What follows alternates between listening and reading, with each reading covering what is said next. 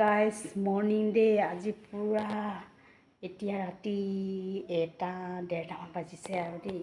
মানে হুঁচৰি দল আহিছে বুলি কৈছে সেই হুঁচৰি দল আহি আছে সেইটো কাৰণে মানে সেৱা চেৱা কৰিবলৈ কাৰণে ৰাতিয়ে গা পা ধুই ল'লোঁ আৰু দেই ইমান ৰাতিখনত হুঁচৰি আহিছে এইফালে শৰাই চৰাই সজাই থৈ দিয়া আছে এইফালে ধুনীয়াকৈ বমাই সজাই থৈ গৈছে আৰু যিহেতু আমাৰ মা নাই ন সেইটো কাৰণে বমাই সজাই থৈ গৈছে উঠনিয়ে এইখিনি চাক এইবোৰ ধুনীয়া আছে তিনিখন শৰাই দিব লাগে সেইখন সৰুখন এখন ডাঙৰখন এইটো মাজুখন সজাই থৈ দিয়া হৈছে দেই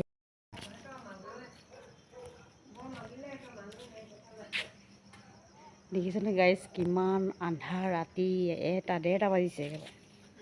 নকবি আৰু 1:30মান বাজিছে সিহঁতৰ বৰ মাগিলেই ঠাণ্ডাই লাগিছেগৈ দেই ঠাণ্ডা দিনৰ নিচিনা যিহেতু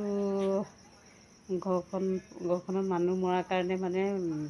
পৰিয়ালটোত মানে বিহু চিহু নকৰে সেইটো কাৰণে বৰ মাগে বুলি কৈছে বৰ মাগিছে আৰু আহি আছে এইফালে এয়া সেইফালে মানুহজনে কি কয় চোতালখন অকণমান পানী চানী ছটিয়াই দিলে